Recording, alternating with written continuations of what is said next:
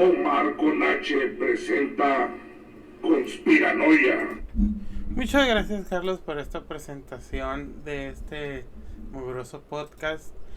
A lo que ahora me voy a meter es agarrando la viada de todo este pedo de los narcos. Bueno, ya pasó como una semana, pero pues en mi cabecita y pues por ciertas cosas que leí, pues y que uno también se hace preguntas, ¿no? O sea, ¿cómo nació todo este show de los narcos, ¿no?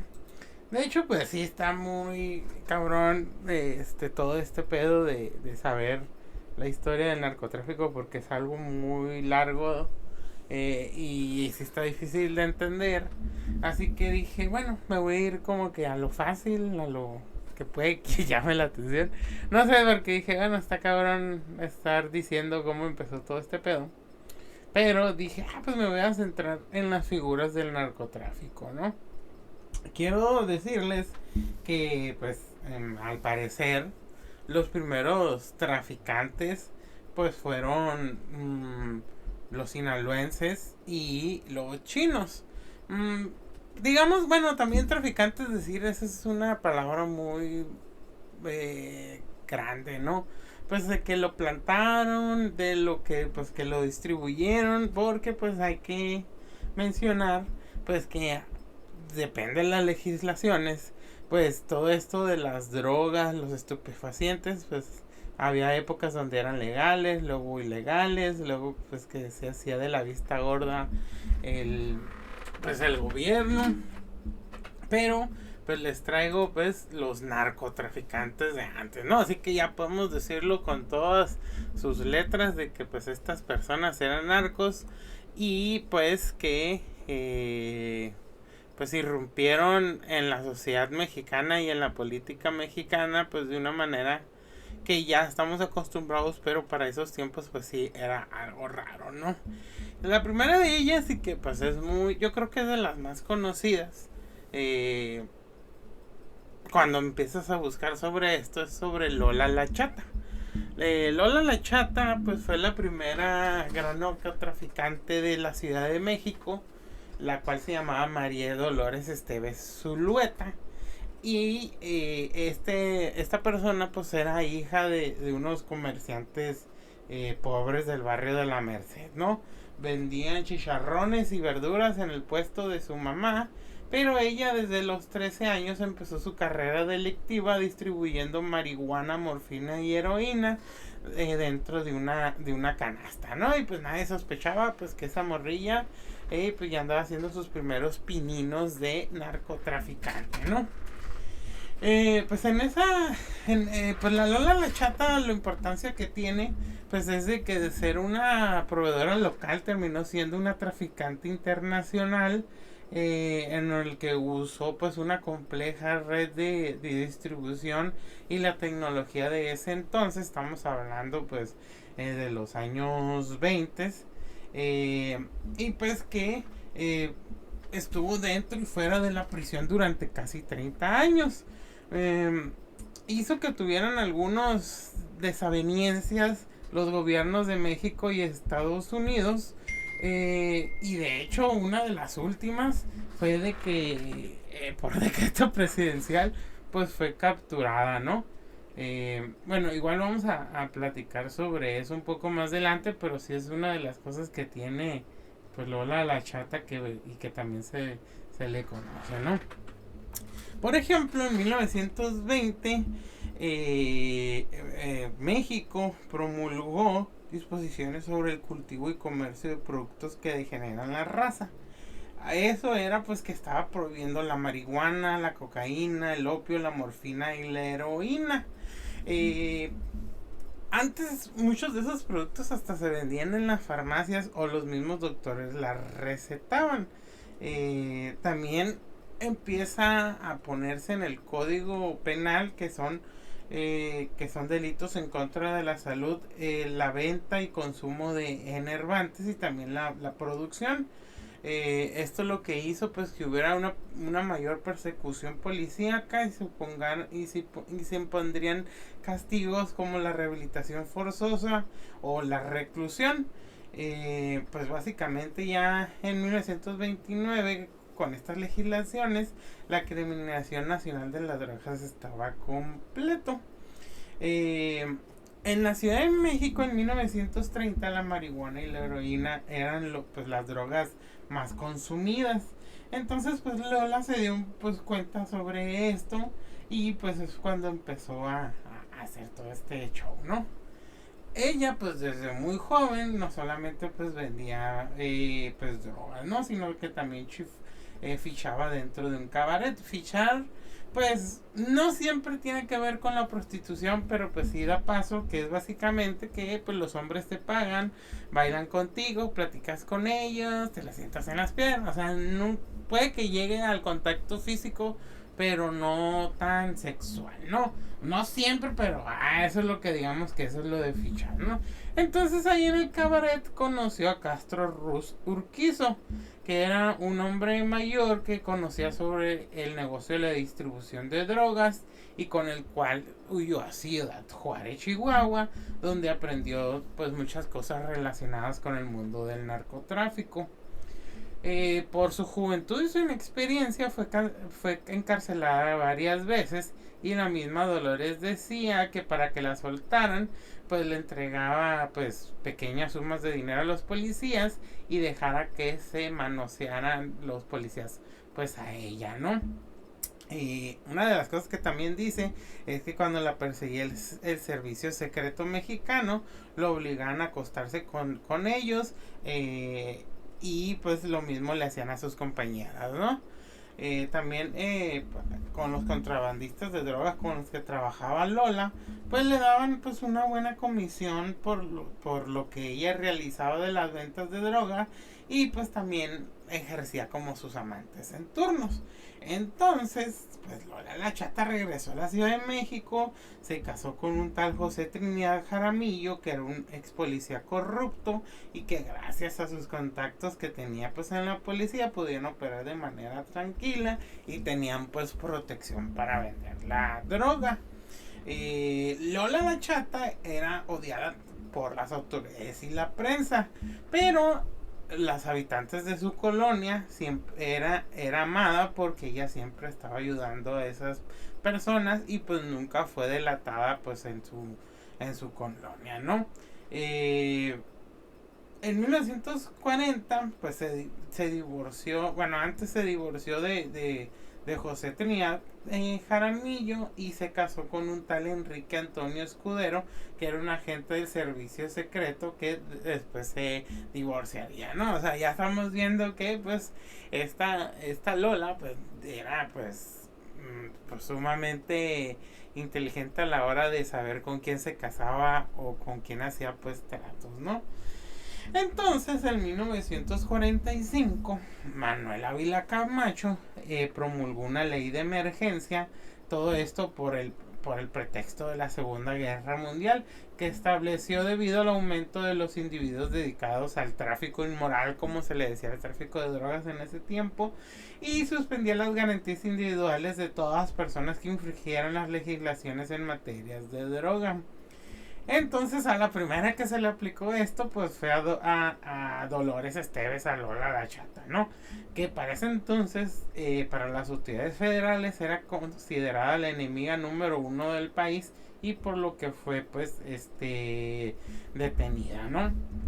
En julio de 1945 la Chata pues fue aprehendida fuera de su casa en la Merced y sin juicio alguno, pues se trataba por decreto presidencial, pues le enviaron a la cárcel de las Islas Marías. Entonces Lola le mandó un telegrama al presidente y a su señora esposa Soledad Orozco de Ávila para pues que investigaran su caso, pues se encontraba enferma y quería desmentir los cargos que le imputaban. Pues ella pues dijo que pues que eran meros rumores y que pues que no era cierto eso, que era narca, es que ella tenía dinero porque se sacó la lotería y multiplicó el dinero con sacrificios y negocios honestos. O sea que no mames, también ahí se pasó de lanza. Y pues, que ayudaba a la gente de su barrio con ropa, comidas, dulces y juguetes. Y pues que ella era inocente de los cargos y que personas malvadas habían tomado su nombre. Y que probablemente debió haber sido su primer esposo Juan Morales, que había estado presado por tráfico de enervantes. Pero pues a la chata no sabía que hace 10 años ya había fallecido ese güey. Y pues que la policía la perseguía injustamente, ¿no? Pues nunca tuvo respuesta presidencial y pues estuvo recluida en las Islas Marías hasta 1946. Lola la Chata en toda su vida acumuló 117 procesos y 7 ingresos en el reclusorio por delitos contra la salud y uno más por allanamiento de morada, pero siempre por sus influencias logró evadir la justicia en múltiples ocasiones. Cuando estaba en las Islas Marías construyó un aeropuerto y un hotel especial para que sus hijas pudieran visitarla cuando lo quisieran. Ya en la década de 1950 la fama de Lola la Chata era tal que le decían la emperatriz de la droga y de hecho pues sale en un libro de un escritor llamado William Burroughs, que la denominó como diosa azteca, repartidora de papeles de heroína, que había empezado su negocio con un solo gramo y que ella levantó el monopolio de la droga en Ciudad de México.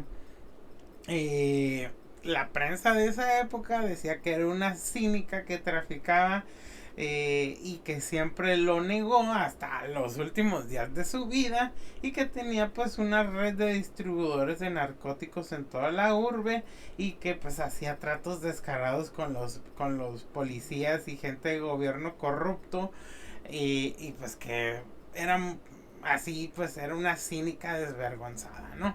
En 1957 fue su última detención. En ese entonces ella pues era visitada en la prisión y siempre andaba vestida con costosos relojes, joyas, rebozos de seda, y pues que todo eso pues se lo regalaba, ¿no? Lola la Chata era considerada muy extravagante y al mismo tiempo pues muy devota. Ella organizaba pues como un viaje y pues como una manda a la Virgen de San Juan de los Lagos, donde un auto cargado de flores y 3 camiones llenos de gente pues iban pues a rezarle, ¿no? Obviamente todos esos gastos corrían por su cuenta. Y una cosa que siempre han mencionado es que siempre vivió resentida con los periodistas y con gran parte de la sociedad, pues porque le decían que era una criminal, ¿no? Ella pues fue encerrada en una de las más famosas de México, que era la penitenciaría de Lecumberri o el Palacio Negro, pero pues esa vez, antes de que estuviera ahí, la habían sentenciado por 15 años, pues murió. Al parecer todo esto pues murió porque pues ya era una persona grande y que ya se encontraba pues resentida de su salud y no duró mucho en el Palacio Negro, ¿no? O sea que fue casi ni siquiera entró y fue cuando pues murió, ¿no? Así que pues el caso de Lola la Chata pues sobresalió por haber liderado el mercado de drogas pues en la Ciudad de México por casi 30 años, porque corrompió varias autoridades, porque fue pues una mujer que destacó por romper las expectativas de ser mujer y subvertir los esquemas masculinos al convertirse en una figura dominante pues en el tráfico de drogas. Al final, aunque la hayan, y es una cosa que se dice mucho, ¿no? Al final que la hayan atrapado, pues ya estaba su reemplazo, y pues en la Ciudad de México, pues de que perduró e incluso se incrementó durante las siguientes décadas, pues el tráfico de droga, ¿no? También, pues le dicen la abuela del narco, ¿no? Ahora, pues otra mujer igualmente interesante y pues de Ciudad Juárez es Ignacio Yasso la Nacha. En Ciudad Juárez, pues ejercía el control, pues la temible mujer Ignacia Yasso, que fue la primer líder de, pues, del AMPA de aquella ciudad, ¿no? Ella empezó en los años 20 y pues ella aprovechó también, pues como ser un estado fronterizo como Mexicali, pues el tráfico de alcohol con las ciudades de Estados Unidos, ¿no? En especial pues Ciudad Juárez, pues es la ciudad, digamos, hermana del Paso, ¿no? Que de hecho, pues Ciudad Juárez antes se llamaba El Paso del Norte y pues el Paso pues era así, ¿no? Ciudad Juárez cambió su nombre a raíz de que Benito Juárez llegó ahí y estableció su gobierno y pues de manera de homenaje se le cambió el nombre, ¿no? Pero principalmente pues era El Paso del Norte, ¿no? La Nacha se convirtió en la reina de la frontera en la noche que mandó a matar a 11 inmigrantes chinos en las calles de Juárez en 1925. Los chinos, como en muchas partes de la frontera en ese entonces, controlaban el negocio local de drogas que llegaba desde California y pues en especial desde San Francisco, ¿no? Ellos instalaban cafeterías y lavanderías que usaban para disfrazar sus narconegocios y pues sus cadáveres aparecían en el desierto y en el río Bravo, ¿no? Con sus competidores aniquilados, la Nacha pues ya tenía libre pues para ella hacer lo que quisieran en Ciudad Juárez, ¿no? Pues de hecho pues los primeros en traficar droga y todo esto pues eran las triadas chinas, ¿no? Lo que se le llama Tang, pero se escribe Tong, ¿no? Todas estas cofradías chinas pues tenían un carácter pues secreto porque no solamente era el control del tráfico de drogas, sino la prostitución, los casinos, también pues el tráfico de personas y controlar la comunidad china, ¿no? De hecho pues al hacer esto pues ella pues toma el control pues de facto de la criminalidad de Ciudad Juárez, ¿no? Porque como actualmente pasa, ¿no? De que cuando los narcos llegan al lugar no solamente controlan el tráfico de drogas, sino también controlan la prostitución, el robo de carros, el robo de casa habitación, bueno, depende, ¿no? Y bueno, no es que lo controlen, sino que les piden una parte para dejarlos trabajar a ese tipo de delincuentes, ¿no? Ella controlaba el tráfico de morfina, cocaína y marihuana en las fronteras de los estados de Texas y Chihuahua. Además del contrabando y producción de drogas, ella y su esposo pues controlaban la prostitución y el contrabando de alcohol. De hecho, Harry J. Spillingler, que era el oficial federal de narcóticos de Estados Unidos, le pedían a México que extraditaran a Ignacia Yasso, ¿no? Ella fue muy discreta cuando se daban las ejecuciones del narco en su zona. De hecho, siempre pues se lo encargaba pues a su esposo Pablo González, el cual es la primera persona que le componen un narcocorrido, el cual murió en una pelea de una cantina con un policía y pues ella al pasar eso pues ya se quedó por completo con el control del narcotráfico ahí en Ciudad Juárez, ¿no? De hecho pues búsquenlo. Bueno, no sé si lo voy a poner, no creo, pero bueno, tal vez si lo pongo en Twitter o en Facebook sí voy a poner la música, ¿no? Para que lo escuchen y pues si es de 1930 ese corrido, ¿no? Pues Ignacia pues gozó con protección policial y cuando la atrapaban pues evitó siempre ser extraditada a Estados Unidos. Igual que Lola la Chata, Ignacia fue capturada y mandada a la cárcel de las Islas Marías, en la cual ella seguía operando y que ahí sus hijas la empezaron pues a ayudar. Ella estuvo a más de 50 años al mando del negocio de Ciudad Juárez, ¿no? Y pues de hecho pues varios de sus nietos y sus bisnietos siguieron con eso, ¿no? De hecho pues uno de los más o menos famosos nietos de Ignacia, pues era el árabe, el cual también tenía pues investigaciones sobre las oficinas federales estadounidenses por el tráfico pues de drogas, ¿no? Y una de las cosas que tiene pues es que Ignacia Yasso pues murió en completa paz, rodeada de sus familiares, de sus amigos, respetada por su comunidad, y que pues ella era pues como muchos narcotraficantes, ¿no? Pues que le metía dinero a las zonas aledañas de ahí y se ganaba pues así pues el cariño de la gente, ¿no? Y decían que era muy cínica en cuanto a lo de eso. O sea, a diferencia de que ella quería, la Lola Chata quería como que la quisiera, la prensa les decía, y era muy cínica en cuanto a lo que hacía, ¿no?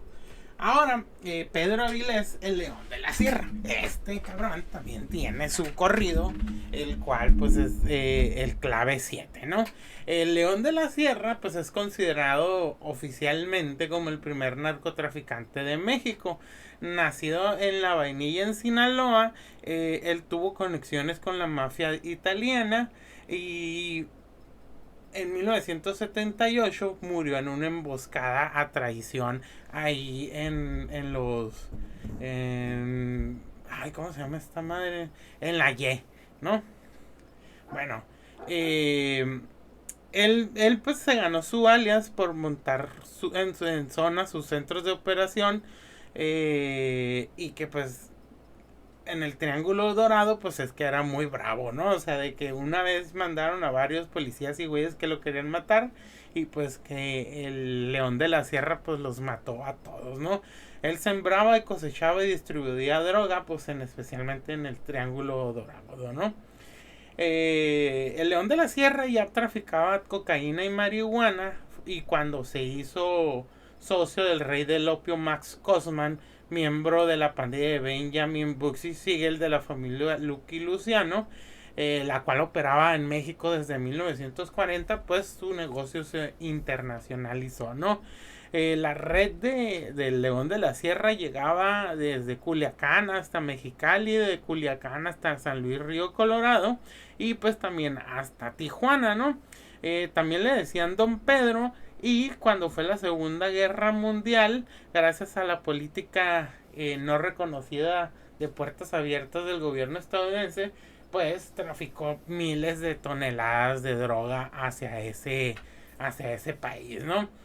Básicamente era porque querían conseguir sustancias que calmaran los dolores de los heridos. Pues antes Turquía y Marruecos abastecían a Estados Unidos de goma del opio, que les servía para elaborar varios medicamentos indispensables en los frentes de guerra. Pero al pasar todo este problema de cruzar el océano, pues los distribuidores mexicanos que estaban en la frontera pues hicieron su agosto con los estadounidenses, ¿no? También mencionan que hubo un convenio secreto con el gobierno de Roosevelt, quien impulsó e incluso financió el cultivo de amapola en México para producir heroína. En las sierras de Sinaloa, Durango y Chihuahua ya había importantes cultivos y las condiciones adecuadas para incrementar su producción. En 1940 se intensifica esta actividad, centrándose en el municipio de Badiraguato, Sinaloa. Él transportaba volúmenes pues grandes en camiones Torton y en trailers, ¿no? Hasta 1969 el presidente Richard Nixon anunció el cierre unilateral de los pasos fronterizos para buscar disminuir el tráfico de drogas, llamada Operación Intercepción. Entonces el León de la Sierra empezó a utilizar avionetas para transportarlas, ¿no? Y pues una de las cosas que tiene el León de la Sierra es que fue patrón de Miguel Ángel Félix Gallardo, el jefe de jefes o el padrino. También de Rafael Caro Quintero, de Ernesto Fonseca, de José Quintero Payán, alias Don Juanjo, del Zorro de Ojinaga, de Juan José Esparragazo Moreno, alias El Azul, de Héctor Luis El Güero Palma Salazar, de Amado Carrillo Fuentes, el Señor de los Cielos, de Joaquín Guzmán Loera El Chapo, de los hermanos Arellano Félix, de los hermanos Beltrán Leiva, y de los cuales muchos para él eran sus sicarios o sus jefes de banda, ¿no? Pues todos estos, pues antes le rendían pues pleistesía pues al León de la Sierra, ¿no? Entonces, el 15 de septiembre de 1978, en una carretera ubicada en Sinaloa, conocida como La Y, pues su camino conduce a Culaquián o a Tamazula, Durango. Fue abatido durante un presunto retén donde lo desarmaron tanto a él y sus acompañantes, y fue acribillado pues por la espalda, ¿no?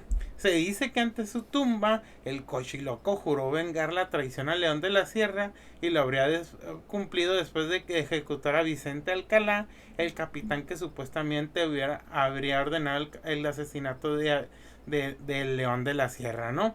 Tras su muerte, Félix Gallardo, el jefe de jefes, habría tomado el control pues de varios de los narcotraficantes, y fundando el cartel de Guadalajara, pues con ayuda de el gobierno de ese entonces, ¿no? De la Dirección Federal de Seguridad, ¿no? Ya para finalizar, y pues yo creo que también de los más, bueno, no chistosos sino curiosos, pues Juan Nepomuceno Guerra, que le decían el padrino de Matamoros, ¿no? Don Juan pues era reconocido, querido y admirado, y temido pues en Matamoros, Tamaulipas, porque pues era una persona muy especial, y pues fue el fundador de los cárteles más importantes de la región del norte de Tamaulipas, y es una cosa que siempre él negó, ¿no? Él siempre ayudaba a quien se le acercaba, era justiciero, ajustaba cuentas con los incómodos del pueblo, y pues también en Piedras Negras hay un mítico restaurante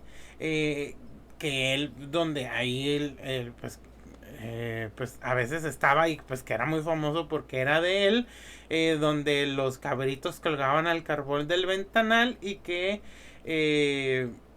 pues que estaba muy rica la comida ahí, ¿no? Mucha gente de Matamoros lo recuerda con gran cariño.